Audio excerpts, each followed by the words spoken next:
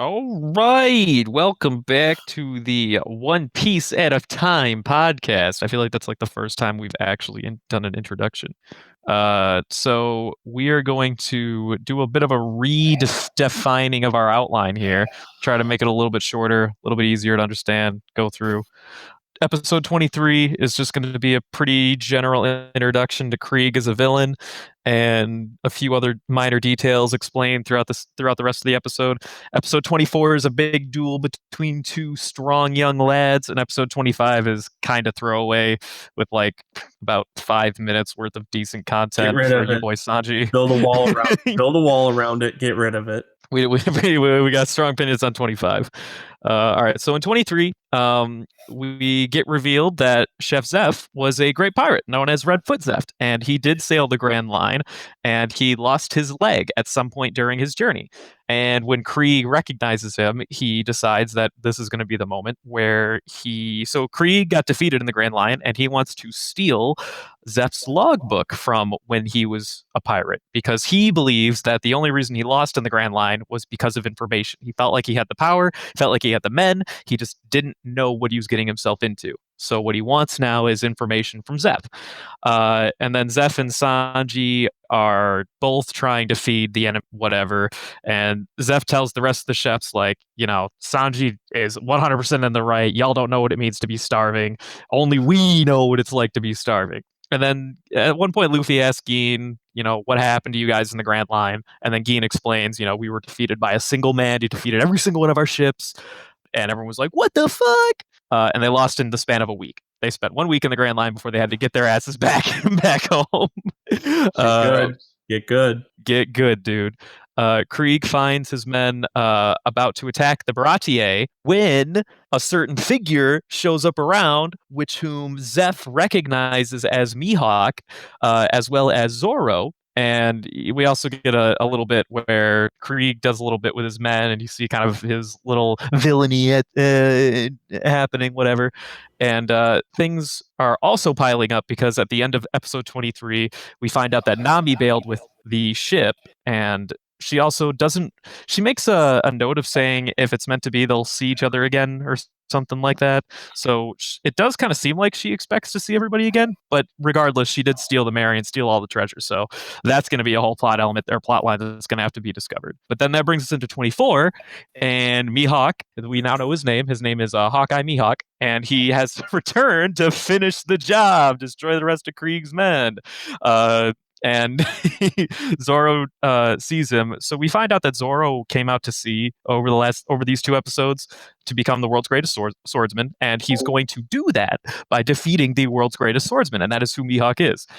So he immediately challenges, and Zoro didn't expect to be able to like challenge him this soon, whatever, but he does it anyway because he's like, dude, this is it. Like, this is my shot right here. And Mihawk even mentions on the side, like, it's funny that you actually think that you can challenge me. The fact that you don't see the disparity in our strength shows just how much of a grasshopper you really are, or some shit like that.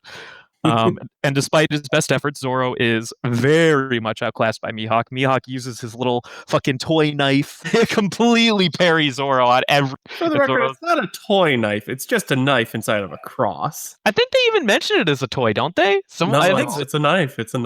No, I know it's a knife, but I'm pretty sure he or somebody refers to it as a toy. Yeah, it might have even been Zoro himself going like, "How can you fight me with this toy?" Or how can you be beating me with this toy? Like, I thought it was someone else that was doing it. Because someone was like some random goon that Yeah, like okay, so it is a knife, but I'm calling it a toy only because I think it was Zoro, because he feels like he's literally being bested by this tiny little blade. He's got. It might as well be a snake. The knife itself is called a katana, and it's only like the size of a finger. Is it the same knife that they use in like the seppuku rituals where they like carve their stomach open? No, that's a bigger knife. That thing's like at least a foot long. That's like a shortened katana usually. It's actually it's got a different name, but yeah, it's got a different name. It's a tanto, I believe. Gotcha. Right. Just out of personal curiosity, that just kind of jumped into my head. Yeah, like a tanto's like they would Japanese men would traditionally carry like 3 of them on them typically, and one of them was specifically for gutting yourself. And it's it's like a foot long. It ain't no small. This knife you have right here is literally a finger long. That's it. Yeah. This is again. This is a glorified. This is a glorified butter knife we're talking about. Mm-hmm. No, for sure.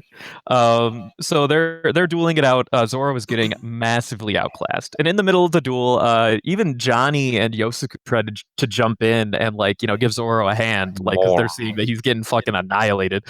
And then Luffy's pulling him back, trying to keep him going. So we get an opportunity to see Luffy give Zoro his time to shine, and because he respects the fact that Zoro has a dream, he has a goal, and this is his opportunity to seize it. And he doesn't want to take that from him. But he very much knows that Zoro's getting his ass beat. And Zoro inevitably does get bested. But it gets to a point where Zoro, at one point, takes on a stance. And Mihawk goes for a jab attack of some kind. And Mihawk even mentions, he manages to stab him in the chest. But he even mentions that Zoro probably could have dodged it. But when he calls Zoro out on it, then Zoro's like, even if I retreat a single step, I would be shattering the promises I have made. I can't run. I would lose my honor. You see, without that, there would be nothing left for me here. And then that's when Mihawk kind of started to piece together how large this man's, I guess, drive really is as a swordsman. So he starts to respect that. He asks for his name, and then Zoro's like, "Boy, my name's Zoro." And then he's like, "All right, well, as a courtesy, I'm a beat you, but I'm gonna beat you with the big boy on back." And Zoro's like, "All right, cool, we about it. I'm gonna take this on." So they go with their little final, stance or whatever, and then Zoro does his strongest attack that we know. He calls it 3,000 worlds. He attempts to take Mihawk out with it. Fails, and Mihawk destroys 2 of his blades, not the one that he keeps in his mouth, the one that Kuina gave him, but he does lose 2 of his swords. And after Zoro immediately loses the fight, he turns around, he sheathes his sword, and he prepares himself for one final attack. And Mihawk looks at him and he's like, "But why?" Scars on the back are a swordsman's shame. Fine. He fucking slices him over the chest, and that's when Luffy goes ape shit because he realizes that Zoro's like fucking dead here, dude. And but then Mihawk, he stops him. He's like, "Nah, dude, your friend's fine." So we get an opportunity to see Zoro lose for the first time at this point in the series to his goal, evidently. And Zoro also takes this as a challenge and an opportunity to promise Luffy from here on out he will never lose another fight again until he manages to beat Mihawk. And Mihawk's like, "You bet your ass you ain't gonna lose again, kid." And then Luffy sends Zoro, Usopp, Johnny, and Yosuke on ahead to go get Nami, while he stays behind to deal with Krieg and hang with Sanji over the little fight that they're about to have. And then in episode 25, which you can completely get rid of. Well, all I'm going to say is Krieg continues the invasion. And the only thing that kind of happens in this was that we get a little insight on Sanji and his abilities or whatever, like why he uses his kicks instead of his hands. We learn that Sanji doesn't want to use his hands in fighting because they are sacred as a chef.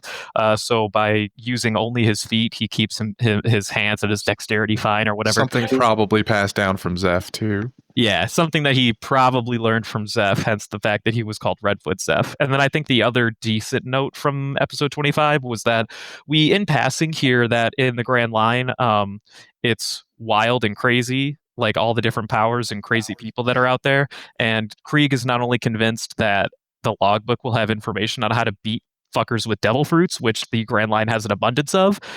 He's also convinced that Mihawk has a devil fruit, so we put that in for food for thought that other people can decide on if they believe that Mihawk has a devil fruit or not.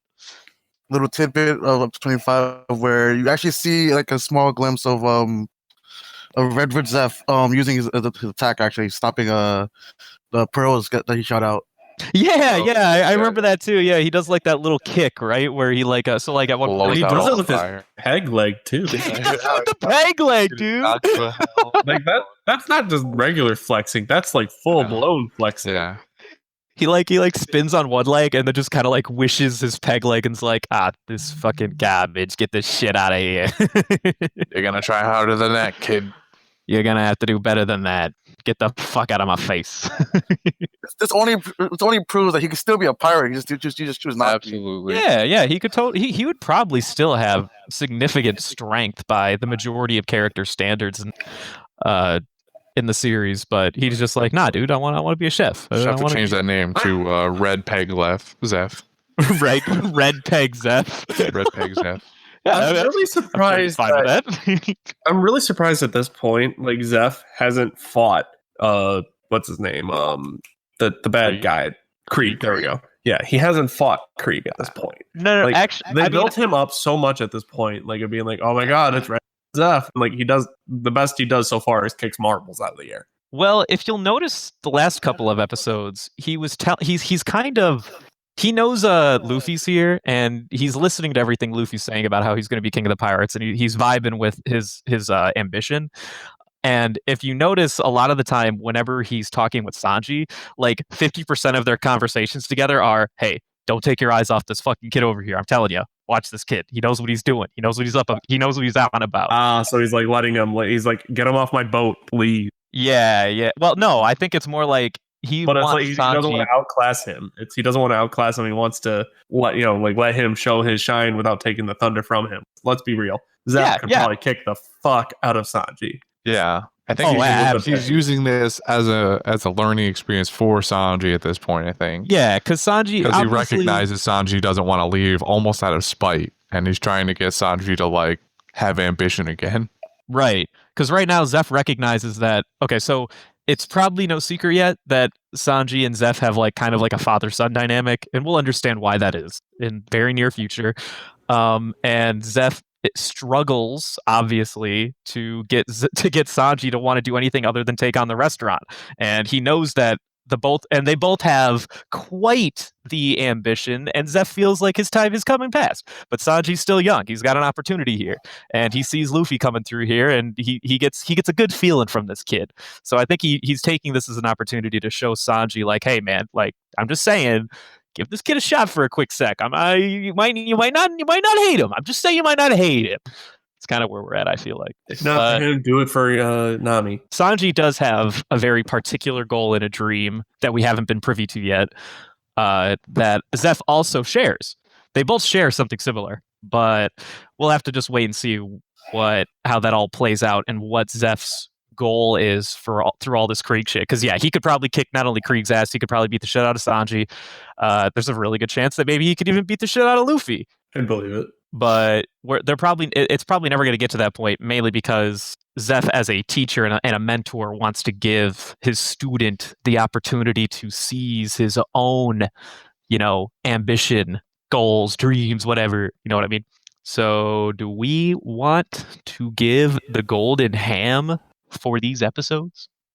I think, hypothetically speaking, in a previous timeline, I may have voted for a no. Never. Your favorite character, Pearl. Everyone's favorite character, Pearl. We should probably pick Pearl out of spite.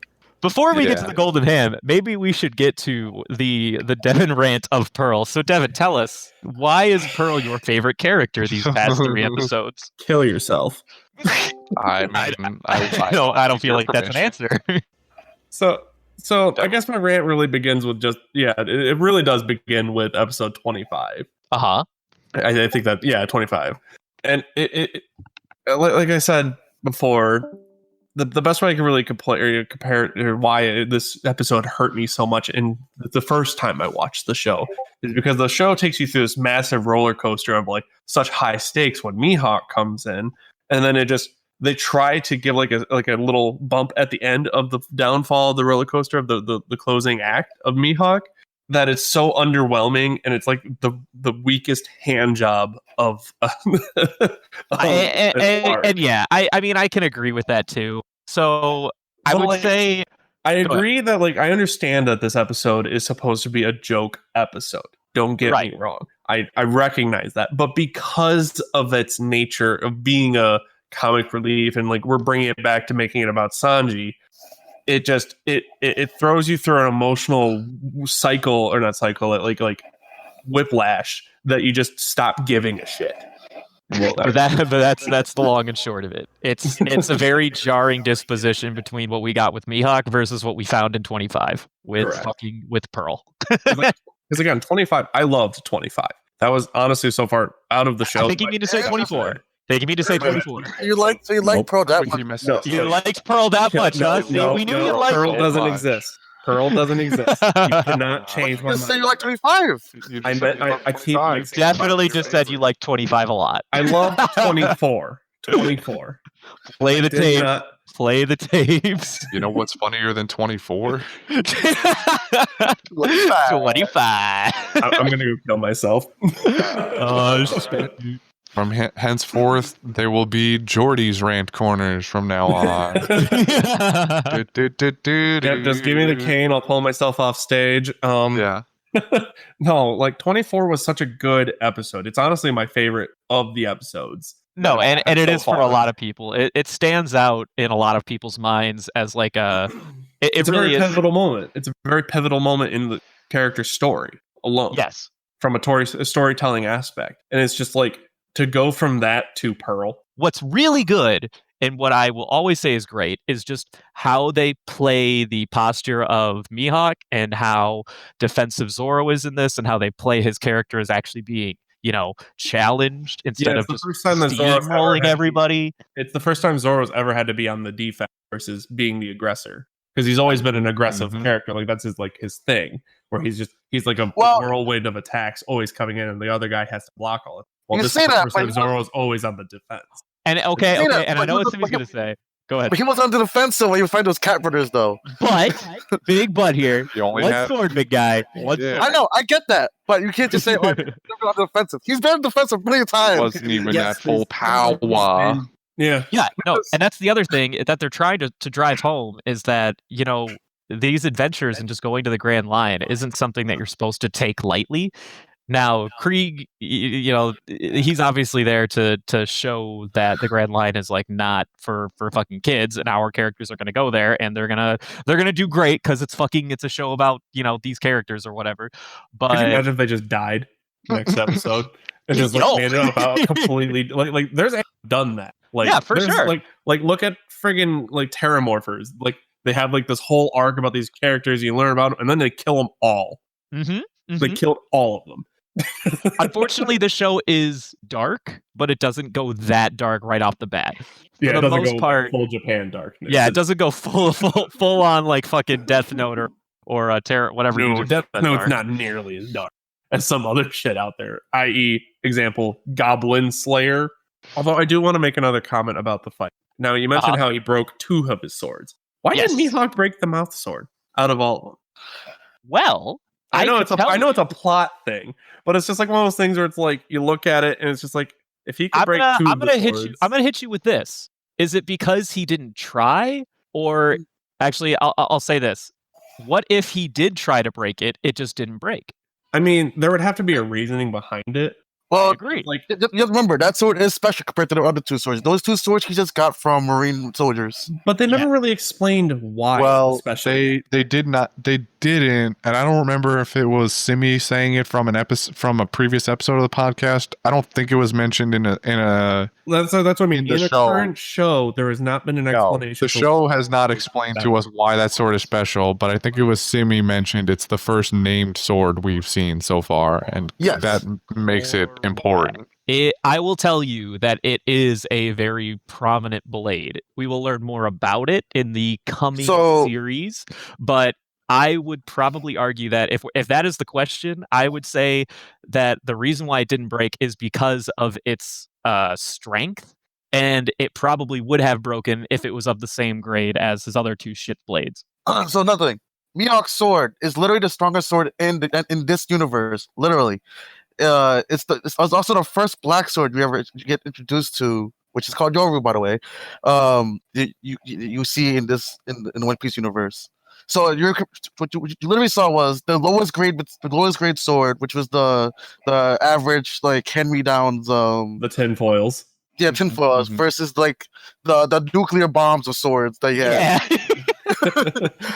Okay, so I guess that This makes man's sense. out here with like a fucking like 22 fucking centimeter like like grenade launcher cannon versus Zoro his like BB gun.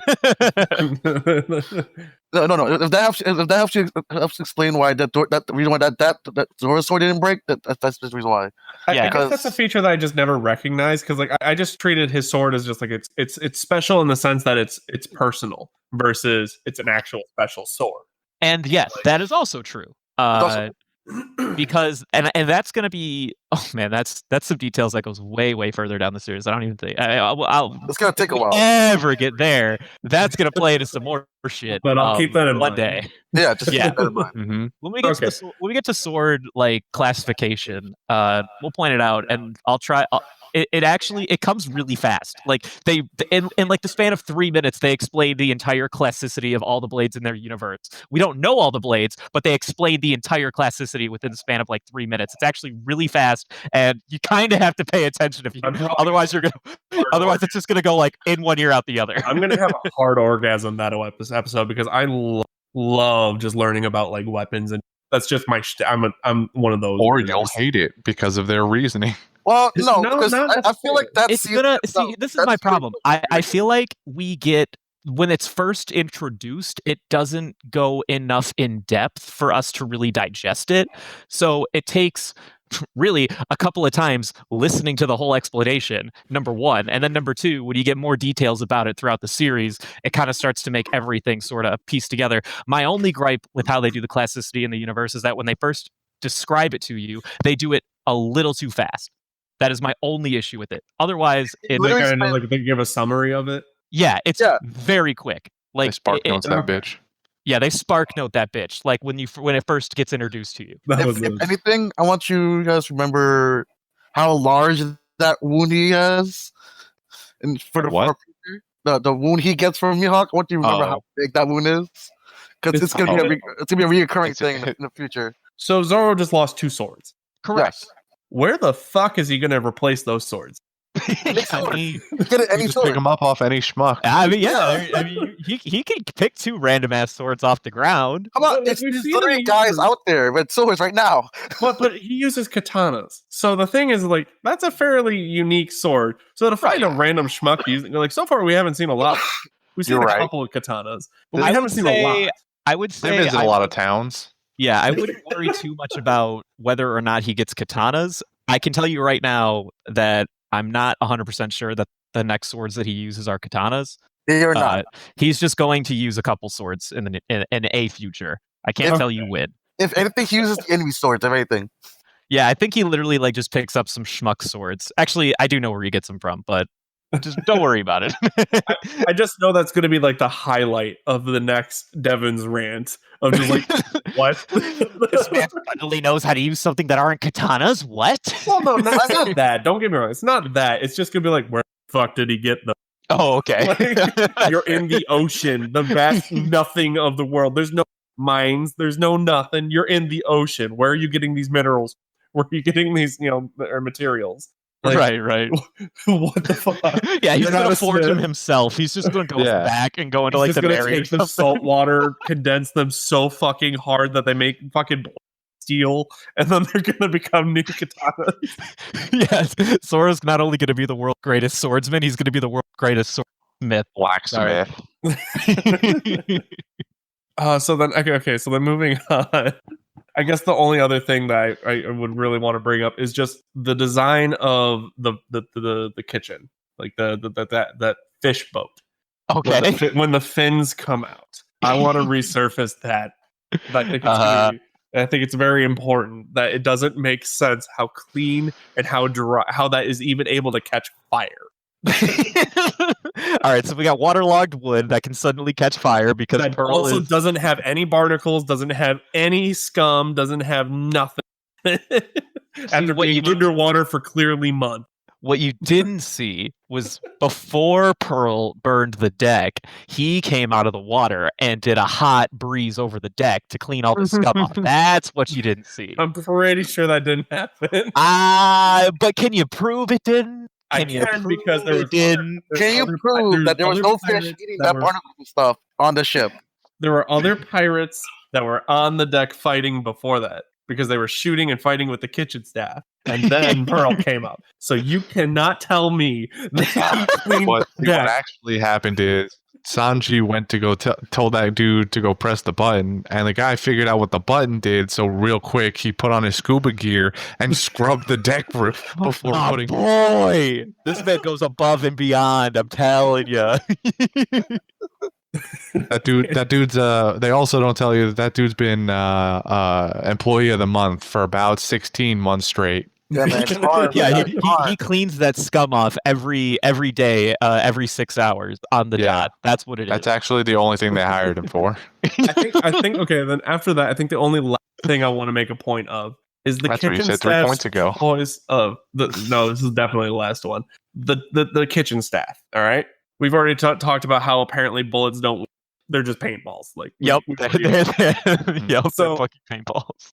In what kitchen would they ever need a fork that big? A pirate kitchen. I feel like this came up last episode, but we didn't talk about it, and I wasn't gonna bring it up. But like all the utensils are like 17 times the size. I can accept pitchforks, but they also have like gigantic spoons. Yeah, that's what I'm talking. It's like a whole kitchen set, the size for giants. And it's like I would excuse it if there was giants and they visit often. Like I would understand it in that aspect. But so far we have not seen a single giant. We've seen big, large people, but not giants that would deem necessary for having silverware that fucking big. And it's a lot of silverware, for the record. Okay, wait a minute. Like 1 or 2. It's like do we feel like people. Captain Axehand Morgan is proportional to one of those spoons? Question. No, absolutely not. All right, yeah, you're probably right. Absolutely not. That spoon would be his torso. I want to say why, but I'm pretty sure that's spoilers. Yeah, just chill out. Just chill out, Simi. All right, there's a few hot takes going through right now that we're gonna have to just everyone fucking chill out. There's a couple buzzwords you gave, Devin, that we will reference at some point, but giants aren't there. I don't know about all that, fam. There was a couple other things he said that we definitely want to talk about in the future, but we're gonna get there. Damn, I'm surprised there's a reason for it. I probably shouldn't be surprised, but I am. No, I won't say there's a reason, but there's a reason why they have massive kitchenware. No, there's really no reason that we know of that they would have those massive fucking kitchen utensils. But there are a few arguments one could make based off of a few factors, based off of information that we don't have yet. Okay. My follow-up question now. Do they ever... we know that they're going to leave the East Blue. We know that. They're going to the Grand Line. My question is, are they ever going to come back? Ooh. Interesting question. When we get to the Grand Line, I want to revisit that question. Okay, that's fair. We will visit that question again. I'll just put it in a barrel. What I'll call the Devin questions. No, I must have cut out. I said I'll call it the fruit for thought barrel. The fruit for thought. Nice. Because devil fruit for thought. Yeah. I like fruit for thought. That feels good. So I'll just stick that somewhere for now. That's all we got. That's fam. That's science. The only thing I got right now is the name of Zoro's sword and the literal definition of the sword. We're done with that. Sword talk's over. All right, golden ham. I think this is the first duo ham week for Yosuke and Johnny for the adorable kiss. And the fact that he somehow got the sword back. Screw all y'all. We all know we gave it to. We all know. Zoro wins the golden ham. That is the hypothetical me made a case for Luffy because friendship. Facts. But it was ultimately overruled because Zoro's too badass. Damn right he is. It was. And I believe we also gave him the quote of the right? Yeah, no, that they went hand in hand this week. That was debatable. They went hand in hand. Well, we don't do quote of the week. We just do memorable quotes. Yeah. Right. Yeah. We had Zoro's patented the scars on the back are a swordsman's shame. Extremely quotable, short, sweet, succinct. We have Mihawks. Oh yeah. After all, you wouldn't kill a fly with a cannon, would you? Basically everything Mihawk said this episode. Literally, like everything Mihawk said is quotable, but I feel like, and I know we're not competing, it's just memorable quotes. But if we were competing, Zoro wins because it doesn't have the impact. Like I wouldn't even go that far. Well, I no, feel my like- bad. It doesn't. It's not that it doesn't have the impact. It's not as personal. You know, like it hits different. It hits different, fam. It hits different. I just also wanted to point out on the joke side of things, Yosuke has a great line when Zoro does his first Zoroing on Mihawk, and Mihawk stops all 3 blades with the pencil knife. Yosuke goes, What? Big Bro's onigiri was stopped? But that's crazy! That attack never fails to stop an enemy! What's going on here? immediately following that, Zoro himself goes, "This has always worked. I've never not hit this move." Shit. This is like when you're playing Pokemon and in the beginning, and Ember kills everybody in one shot, and then there's that one Oh time, man, the one time it don't doesn't. remind me. That's how I lost my first what's it called? My first Nuzlocke. Oh, The first time it doesn't, you go, "Oh, well." That hits real deep at 8-year-old me playing Pokemon. I literally started the game that one day and I decided, you know what? I'm playing Nuzlocke right now. Next thing you know, an Ember critical hit. Oh. Venus or Bulbasaur use tackle. The tackle does all of their health, and then you get Oh. 2 levels later, it only does half their health. Shit. I think it hit me hardest because I remember the first time I played Pokemon.